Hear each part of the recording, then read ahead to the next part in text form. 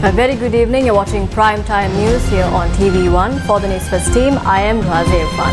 Before we move on with our bulletin, here's a look at your headlines for this evening.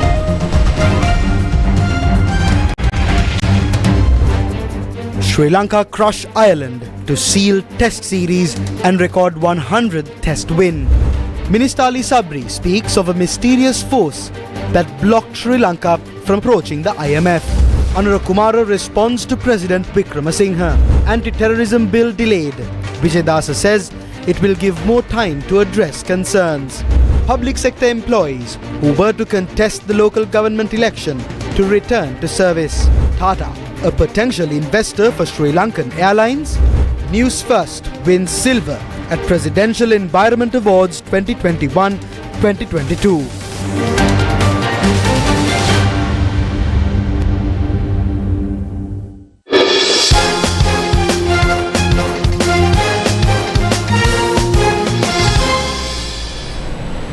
Now on to your top story this evening. Sri Lanka sealed the match test series against Ireland by completing a 100 test win on Friday. Sri Lanka defeated Ireland by an innings and 280 runs in the first match, and the second test between the two sides also ended in favour of the host, with Sri Lanka emerging victorious by an innings and 10 runs. After suffering an innings defeat in the first test at Galle, Ireland did better the second time around, keeping the hosts at bay for 5 sessions to amass 492 runs in their first innings. But Sri Lanka came out all guns blazing and piled 704 runs for the loss of 3 wickets in 151 overs before declaring the innings closed. Captain Dimuth Karunaratne reached his 16th test century and scored 115 runs. Nishan Madhushka posted his maiden test double hundred with 205 runs. Kusal Mendis smashed 11 sixes and 18 fours to reach his test double hundred of 245 runs and entered the record books as the Sri Lankan batsman with the highest number of sixes in a test innings. Angelo Matthews was unbeaten on 100 runs. Ireland were back on the Galle pitch to avoid an innings defeat and were bundled out for 202 runs. Ramesh Mendis picked up 5 wickets and Asitha Fernando bagged 3 wickets, while Prabhat Jayasuriya picked up 2 wickets. Prabhat Jayasuriya has now taken 50 wickets in 7 tests to claim the record for reaching the mark in fewer matches than any other spinner. Asitha Fernando does the job. Sri Lanka have won this second test match. Sri Lankan spinner Prabhat Jayasuriya smashed a 71-year-old record when he dismissed Ireland's Paul Stirling to claim his 50th test wicket on the final day of the second test in Galle. While Prabhat was adjudged player of the match for his sensational bowling performance, Kusal Mendis was declared player of the series. Champions over Ireland, Sri Lanka. I think it was very different than the first one. I think it was a bit batting friendly track, but I think the way the bowlers bowled, I think it's really amazing. The fast bowlers and the spinners, and especially Ramesh, came back very hard and did what I'm expecting from him. I think that's the kind of cricket I'm expecting from the boys. Yeah, I think so. I think always runs matter for the batsman. It will boost your confidence. I think all the batters did their well, except Dhananjay couldn't get a big one, but I think he will bounce back. And the others did their job, and hopefully they will boost their confidence and do well in the next series as well.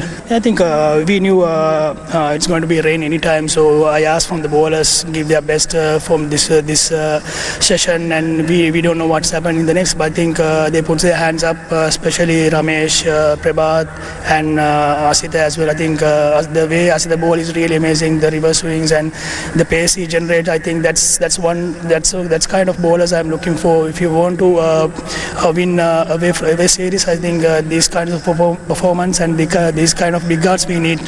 And Ramesh especially, I think he couldn't do well in the first innings, but I think he bounced back really well. The way he bowl, I think he can do much more than that, but I think he will do well in Pakistan series as well. Resolution for the implementation of the arrangements under the Extended Fund Facility of Sri Lanka passed in Parliament. 120 votes were received in favour and only 25 voted against the proposal. MP Andra Kumara Disanayaka and MP Dalasalaha Perama proposed that a vote is needed on the resolution for the implementation of the arrangement under the extended fund facility of the IMF for Sri Lanka. At the time of the voting, 79 members of the parliament were not present in the House. The Samagi Jana Balawegya did not participate in the voting, and the party had presented 6 reasons for its decision. The members of the Tamil National Alliance and the Sri Lanka Freedom Party were also not present in the House. AHM Fauzi representing the Samagi Jana Balawegya, MP Duminda Disanayaka representing the Sri Lanka Freedom Party, John Senaviratna, Anurapriya Darshana Yapa, Priyankara Jayaratna, Sudarshani Fernando Pulle, Nimal Lanza and ALM Ataullah, sitting in the opposition independent of the government, voted in favour of the proposal. Sri Lanka Podujana Peramuna, United National Party and the Ceylon Workers' Congress voted in favour of the proposal. Freedom People's Alliance and the Uttara Lanka Sabagaya, who are separate from the government, and the National People's Power voted against the proposal. Facts were presented regarding the need to approach the IMF at least on more than 3 occasions. Only MP Vasudevan Nanayakara opposed it. Everyone else at that time agreed that we should approach the IMF. However, an invincible force kept that from happening. proper plan However, an invisible force kept that from happening. We are hoping to get a moratorium from external creditors for the repayment of debt. If this process gets discussed, we hope to reduce the debt obligation by $14 billion. We are hoping to create a scenario to repay the debt by 2027. The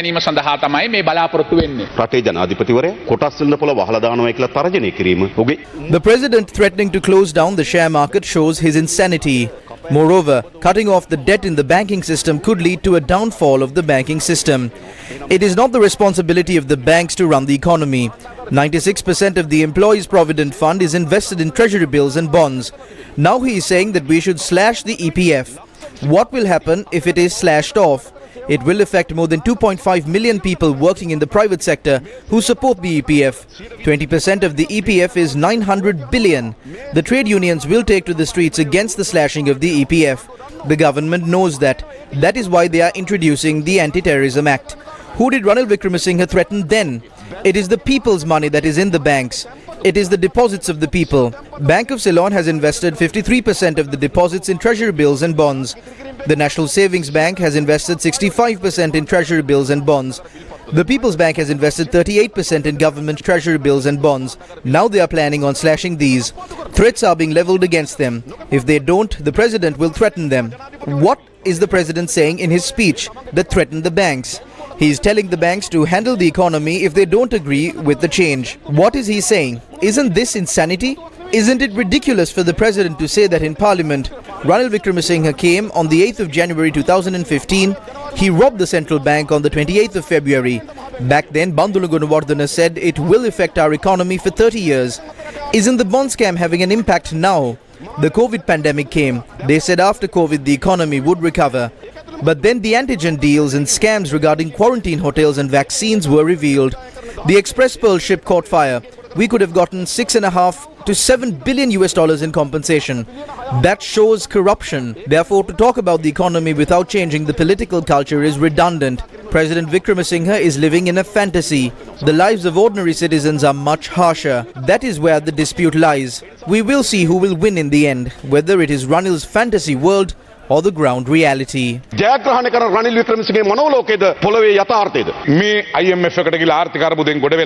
the economy recovers after going to the IMF, the opposition will be helpless. Then a faction from the opposition will break away and join the government. They will take up ministries. Sajid Premadasa will be left alone. They think according to their narrow political views. As we have identified challenges with this struggle, we believe by getting the assistance from the IMF, we will be able to find solutions to the rupee crisis, dollar crisis and the prevailing social unrest. We are here today debating the IMF Extended Fund Facility Program because we had the failed central bank run by politicians and political cronies. An independent central bank is paramount. Therefore, we have now a new central bank bill which has been tabled. There, does the new central bank bill give independence to the central bank? The language in the bill in relation to the autonomy of the central bank may portray autonomy of the central bank. But then, when you carefully look at it, now look at how these appointments are going to be made. Now, appointment of governor. Practically, Ranil Wickremesinghe, the minister, recommends to Ranil Wickremesinghe, the president, and subject to the approval of the Constitutional Council, controlled by Mr. Ranil Wickremesinghe. Ranil Wickremesinghe, the president, shall appoint the governor. Is that independence? Similarly, every other appointment is going to be made in a similar manner. Why do we need a vote? You went to the IMF and signed this agreement, didn't you? Let's say that you lost the vote. Are you going to withdraw from the IMF agreement? You cannot do that. What are they trying to do then? They are trying to show that the IMF program has a public mandate. But you cannot show the public mandate in this distorted parliament. If you go to the village, you do not have their support. The IMF will help stabilize the destabilized economy. Minister Shehan said before that he cannot speak about whether or not local debt will be restructured. This here says that the estimate for local debt restructuring will be done in April and implemented in May. We submit this to Parliament. Do not hide these things. We will most probably have to restructure local debt. We were prepared to discuss these at the Committee on Public Finance, but you snatched the Committee on Public Finance away from me. There is no issue if it's not me, but I am the person who has been proposed by the opposition. If you really want to discuss these with us and solve these issues, we will do that there. At a time when the government has not issued an official statement, you coming and tabling a working paper about a matter that is being discussed, and in doing so further prolonging this uncertainty is not fair. I don't know from where you got that, but wherever you got it from, tabling those working papers in Parliament is not a good sign. If this is a working paper, please take it down from the website of the Ministry of Finance. I got this from the website of the Finance Ministry. I downloaded it 30 minutes ago. This is on the website of the Ministry of Finance. The debt treatment for the central bank holdings is what is on the website of the Ministry of Finance. That presentation does not include anything in addition to that. We have issued a statement for central bank holdings. This is true. We have not issued an official statement regarding any of the other local debt. We have spoken about a debt treatment on a voluntary basis, but we have not decided on what we are going to do beyond that. Convening a media briefing, the Freedom People's Alliance elaborated the reason behind its decision to vote against the IMF proposal in Parliament. The government is not doing this with the right intention. The opposition requested the government to reveal the content of this. If that was done, the opposition and all MPs in Parliament would have got an opportunity to present proposals on this agreement. Instead of accepting the public displeasure against this by themselves, they are now trying to share this with the Parliament. The dangerous part of this is the restructuring of local debt. This begins with treasury bills. The Employees Provident Fund and the Employees Trust Fund are facing the highest risk. This will have a very adverse impact on the local banking system. The Honourable President made an arrogant statement in Parliament saying that he doesn't care if the stock market crashes and that he will then close it down. We are already seeing the ill effects of this statement. The government is implementing a program where they are selling off institutions that strengthen the treasury. This is completely contradictory to the mandate that the people gave us. We are a member of the IMF. Therefore, they included a clause regarding the sovereignty of the people in the agreement. But in this agreement, not a single dollar from the $2.9 billion has been allocated for democracy. The government has decided to attack our group because of this decision that we have taken. They launched that attack in Parliament targeting Lanka Godaheva. Lanka Godaheva is not the Minister of Justice in the country now. Just like Lanka Godaheva said in Parliament, they are following the pickpocket theory. Parliamentarian Partly Champika Ranawaka convened a media briefing today. Even if parliamentary approval is given to the agreement with the IMF, it will not receive any form of legality. Before this so-called savior of the nation came into power in 2019, the gross domestic production of our country was $89 billion. Our country's GDP will now become $89 billion again in the year 2028. Those who lied to the people said that the decade of Gotabaya Rajapaksa will begin in 2020. If Gotabaya Rajapaksa was not elected to power in the year 2019, Sri Lanka's GDP would have been $123 billion by the year 2030. If there was any other leader, we could have got a GDP growth of 3%. Because of this short-sighted leader, the country is now going through one of its darkest decades and the country has lost $200 billion. We are left with the question, who is going to be held responsible for this? This is a blatant economic crime. Holding an investigation into these economic crimes and punishing those responsible for it should be one of the main areas of focus at the next presidential election before we speak about common candidates. Former Sri Lankan President Mahinda Rajapaksa said that he would continue to support the government to uplift the country from the present economic crisis. He made these comments to reporters after engaging in religious observances in Kandy on Friday morning.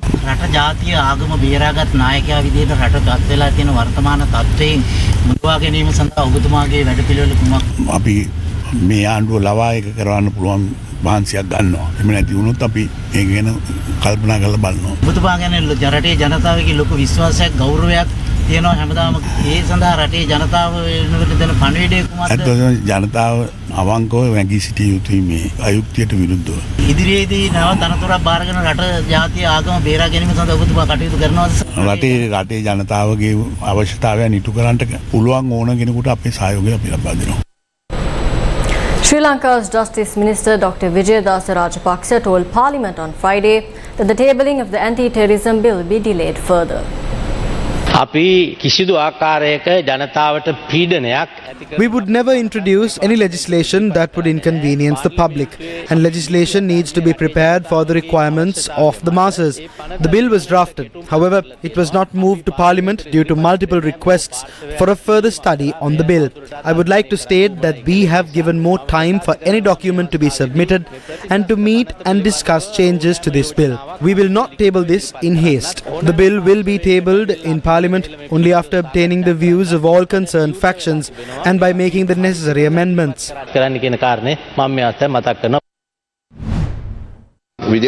Minister Vijayadasa Rajapaksa said that the anti-terrorism bill will not be tabled now. That is good.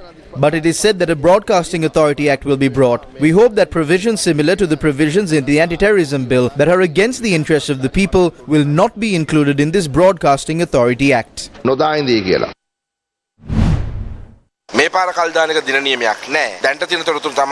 This time there is no exact date for the postponement. The information we have for now is that the introduction of the anti-terrorism bill to Parliament was delayed as a result of the discussion with the President. We know that the entire society has clearly expressed their views against the introduction of a repressive bill like this. Justice Minister Vijayadasa Rajapaksa now says that the anti-terrorism bill will be delayed, but now they are trying to bring the Broadcasting Authority Act. That is also an attempt to suppress the media. That is why we are saying that in a democratic country that values democracy, no matter in what name such repressive bills are brought, they are repressive bills. Therefore, we are very clear about the Broadcasting Authority Bill, which is to be brought out trying to suppress the media. We will not just raise our voice against this, but we will also take legal action. Chinese ambassador to Sri Lanka, Kee Zeng-hong, said that China will continue to support the island nation and stressed that the current difficulties are short-lived. The Sri Lanka people have never been defeated despite numerous foreign invasion, terrorism, tsunami, and other disasters.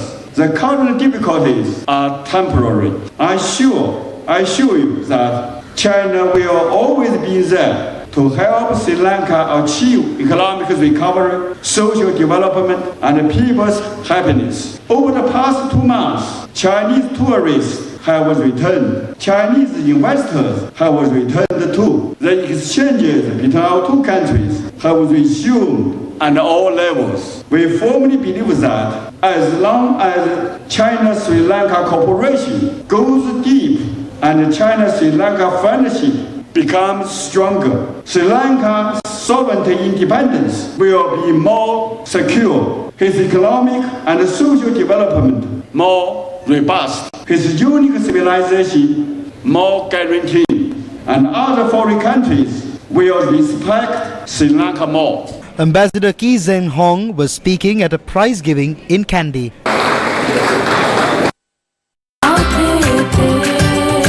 අපේ රහට නියම කාට.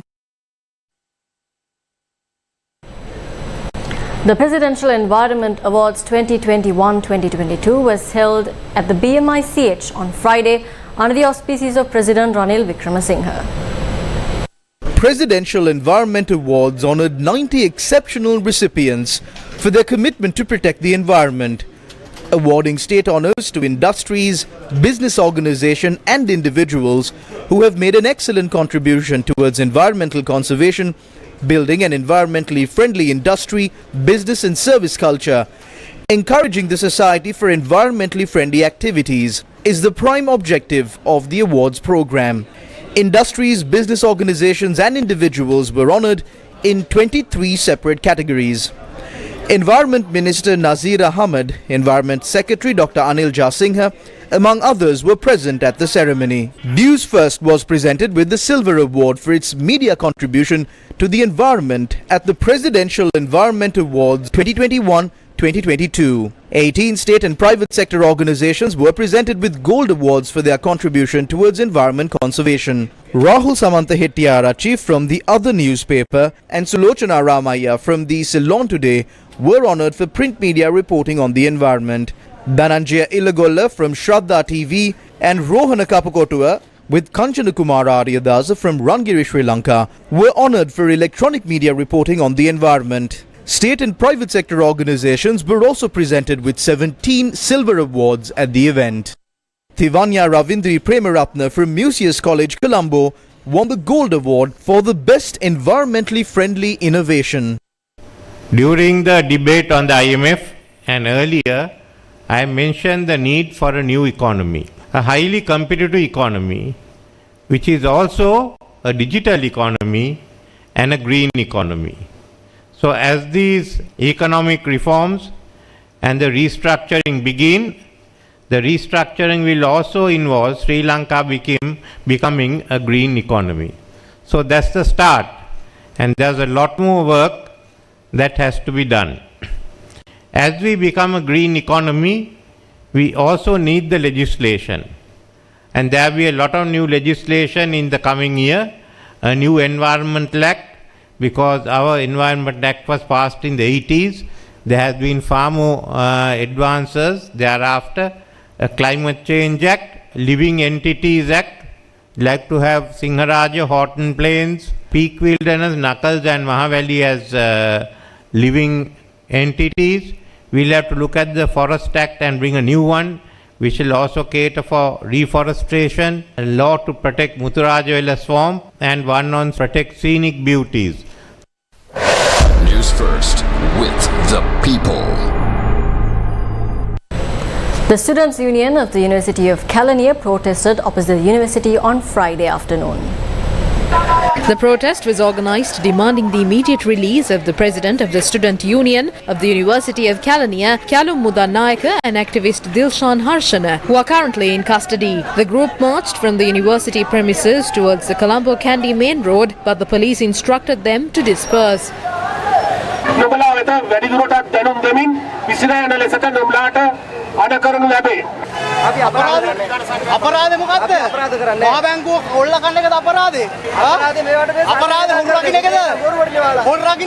The group did not follow the police instructions and continued to protest. The police, special task force and the anti-riot officers were called to the location.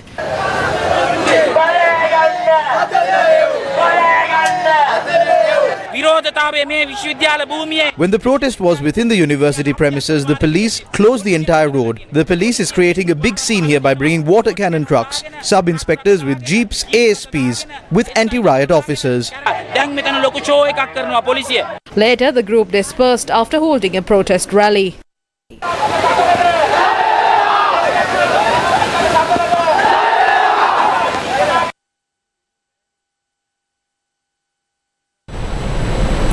The National Water Supply and Drainage Board said that it was working on restoring the water supply to Colombo and its suburbs that was disrupted earlier in the day.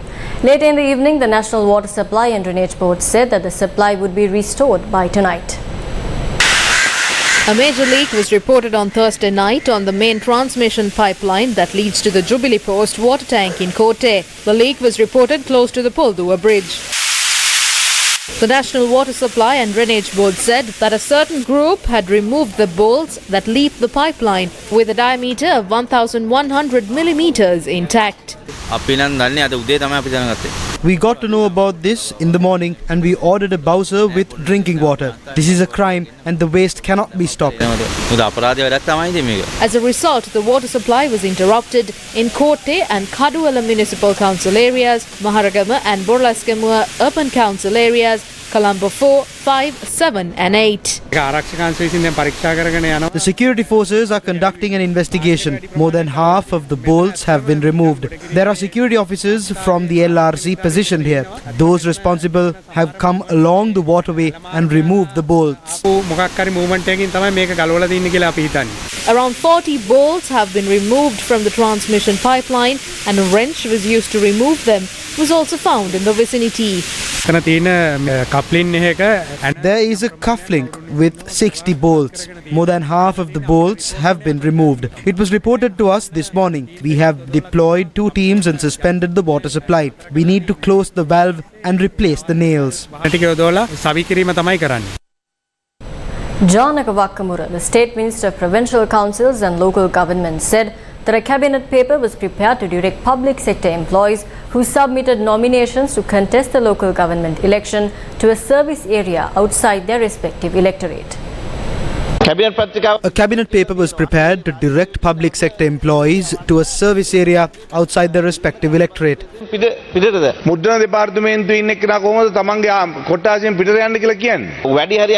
A majority of them are school teachers and others are at institutions outside their electorates. If an issue arises, it would be solved. Public sector employees claim that they are yet to be paid. It's not their fault. It is because you fear to call for an election. Is it fair to deprive them of their salaries just because you have no backbone? If payments have not been made, the payments must be given. That is a cabinet decision. Non-permanent public sector staff have also submitted their nominations. There is an issue for them.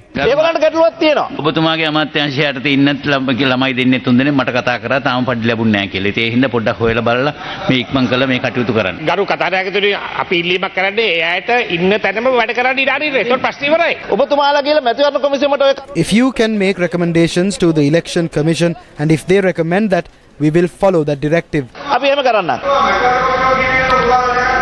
කරනවා. ඒ ඡන්ද තියන්න ඒක මුදල් අමාත්‍යාංශයෙන් සල්ලි දුන්නාන් තියයි. කොන්ද පණ නැති කතා කියන්න එන්න එපා. ඔබතුමාගේ වගකීම තමයි. It is your responsibility to provide the salaries to the public sector employees. ටික ලබා දෙන්න. නිකන් කොන්ද පණ නැති කතා කියන්න එන්න එපා. කොන්ද පණ නැති කාගේද කියලා හිටන් පේනවා ඇති. I have a backbone. Opposition leader, I assume you would speak with decency. There are those who can look into my backbone. If anyone has not been paid, we will address it. A cabinet paper has been presented. Cabinet පත්‍රිකාව කියවලා තියෙනවා. Up next is Crime Watch.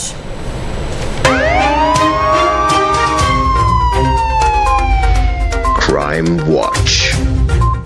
A young man receiving treatment at the Anuradhapura Teaching Hospital was murdered using a sharp weapon. Police spokesperson SSP Nihal Talduva said that the victim had been receiving treatment at the 66th ward of the hospital. An individual who visited the ward early on Friday morning had attacked the victim's arms and legs with a sharp weapon, resulting in serious injuries. Police spokesperson SSP Nihal Talduva further stated that the young man died of excessive bleeding. The deceased was a 24-year-old resident of Medhavachia. He was admitted to the Anuradhapura Teaching Hospital following a brawl among 3 men in Medhavachia. The magistrate's inquiry took place on Friday afternoon.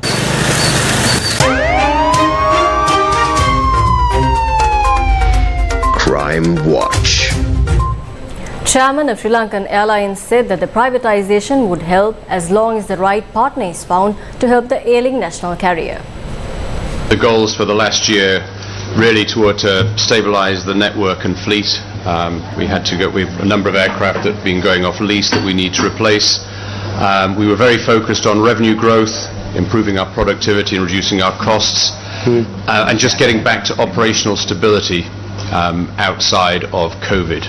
And the goal was then to be more aspirational as we move forward, which is what we're currently looking at over the next year. We realised that we needed to reactivate the fleet and replace aircraft where the leases were expiring towards the end of last year and this year and the start of next year. Board approval was granted, and in March 2022 an RFP was issued to replace the aircraft that were leaving the fleet. However, because of the country situation, the RFP could not be finalised at that time. So we've had to try and sort of manage that, and we've managed to extend a couple of aircraft to sort of keep us more or less at the same level. So the one thing that's changed in the last 12 months is that with the decision to privatise or divest the airline, we were requested by the ministry just to replace aircraft. So we're replacing aircraft to get back to the pre-COPE numbers of 27. Although the airline's longer-term plan was to actually grow to 35 by the end of 2025. But at the moment, the decision is to just get back to where we were pre-COVID. So our plan was to see whether, whether we can sell part of, because we own the catering services. Then we have the ground handling, which is very profitable.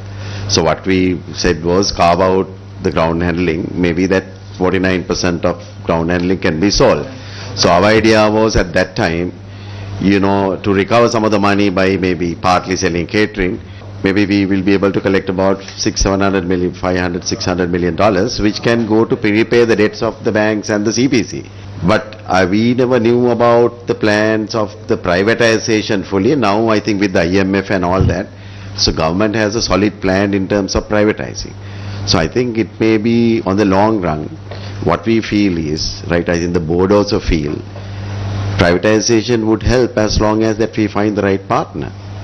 Now, you will make sure that the airline will run smoothly and with the operational profit till we will find the right investor, either to privatize or to have a public-private partnership. I don't know what the model would be. We are hoping to. As long as there's peace in the country, no protests and issues. So then I think that we should be able to. As it is, we believe we can do that. The restructuring of Sri Lankan Airlines was also discussed at the session of the Committee on Public Enterprises. If we divide the losses of Sri Lankan Airlines with the country's population, each person owes around 32,000 rupees. What has the ministry done with regard to Sri Lankan Airlines and the other two institutions? The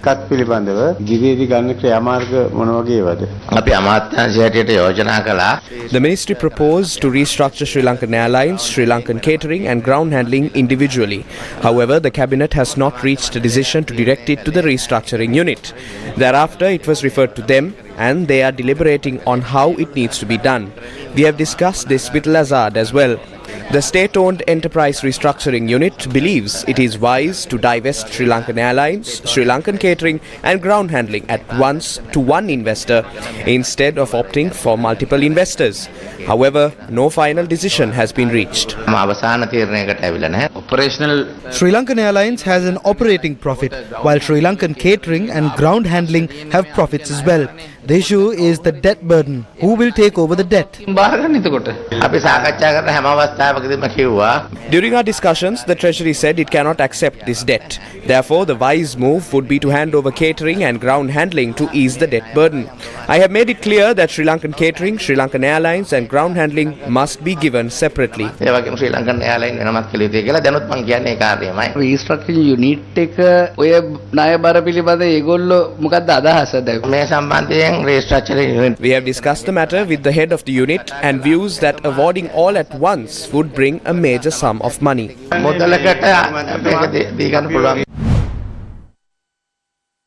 Indian media reported that Tata Enterprises, a major industrial conglomerate in India that recently acquired Air India from the government, is being considered as a possible investor in Sri Lankan Airlines.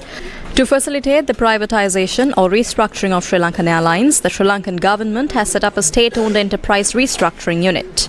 Indian media reported that as many Sri Lankan airline flights are routed through India, it would be beneficial for Indian Airlines to collaborate with the Sri Lankan service provider. Sri Lanka's National Multi-Dimensional Poverty Index was launched in Colombo today. UNICEF, together with the Department of Census and Statistics, launched Sri Lanka's National Multidimensional Poverty Index and Child Multidimensional Poverty Index in Colombo on Friday. The study is based on data from 2019. Multi-dimensional poverty captures the range of different disadvantages people in poverty experience. They may lack access to clean water and sanitation. Children may not attend school on a regular basis or suffer from poor health or malnutrition. The National Multi-Dimensional Poverty Index, or MPI, is therefore an important tool to complement monetary poverty measures. It not only recognises the different faces of poverty, but provides us with a means of measurement. By systematically identifying who is poor and how they are poor, policymakers can address the root causes of their deprivations. The national MPI is therefore a critical tool that needs to be updated regularly to guide policy priorities. While this tool alone is a fantastic start, Sri Lanka decided to go one step further by including a child MPI, and this shines a spotlight on children's specific needs and rights. Deputy Director of Statistics, Department of Census and Statistics, Dilshani Deepawansa, highlighted the key findings of the study. Approximately 1 out of 6 individuals in our country is multidimensionally poor. That is 16% of total population. The highest multidimensional poverty reported from estate sector. Nearly half of the population living in estate sector are multidimensionally poor. The people who are above 65 years are multidimensionally poor than other age cohort. 70.9% distribution of multidimensional poverty index by district. You can see that it varies greatly from least from 3.5% in Colombo to 4.2% in Nuwara district. The national plan, UNICEF and government prioritize recognize nutritional deprivation in children to be a national priority. Among the 0 to 4 children, 42.2% are multidimensionally poor and deprived in Sri Lanka. There is not significantly difference of poverty status among youngest girls and boys in Sri Lanka. 1/3 of the children aged 0 to 4 are multidimensionally poor, either underweight or stunting. And 1/6, that is 16% of children, are multidimensionally poor and deprived early childhood development. The LOLC Divisavya program, launched to lend a helping hand to students of the future of Sri Lanka, continued today. Books and other stationery items were distributed among students in the Mana district on Friday. Under the Divisavya program, books and stationery items were provided to school students from the most economically challenged parts of Sri Lanka. This praiseworthy initiative is a collaboration between the LOLC group and the Ministry of Education. Books and other stationery equipment were distributed among students of the Murugan Alavakai School, Sirukandal School and Pontivu Kandal School and the Valkei Petran Kandal School. Another Divisavya team distributed books and stationery items in the Kokkupadeyan School, Agatti Muripu School and the Carmel Nagar School. In addition, the LOLC Divisavya program distributed books and stationery items to students from 14 other schools at the Zonal Education Office in Mana. The LOLC Divisavya program will continue to endeavour to support the education of all these children.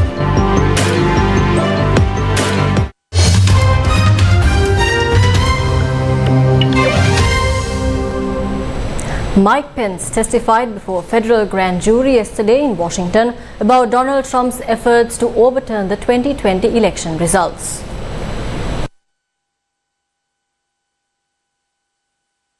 The former vice president's testimony lasted for around 7 hours and took place behind closed doors, meaning the details of what he told the prosecutors hearing evidence in the case remains uncertain. His appearance is a moment of constitutional consequence and potential legal peril for the former president. Pence is considered a major witness in the criminal investigation led by special counsel Jack Smith, since Trump pressured him to unlawfully reject electoral college votes for Joe Biden at the joint session of Congress and was at the White House meeting with Republican lawmakers who discussed objections to Biden's win. The government has been trying to get Pence's testimony for months, starting with requests from the Justice Department last year, and then through a grand jury subpoena issued by Smith, who inherited the complicated criminal investigation into Trump's efforts to stay in power. The trial comes just weeks after Trump made his first appearance in Manhattan's criminal court, where he was charged with 34 felony counts of falsifying business records. He pleaded not guilty.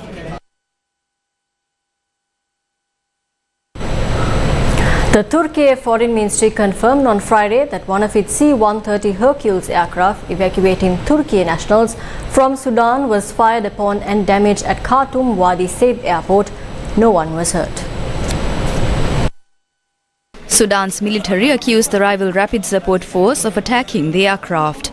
More than 500 people have died in over a week of fighting between the military and the RSF, and many nations are trying to evacuate their citizens from Sudan by air, sea or land. And that's a wrap of Primetime News here on TV1. For the News First team, I'm Razir Khan. Good night and take care.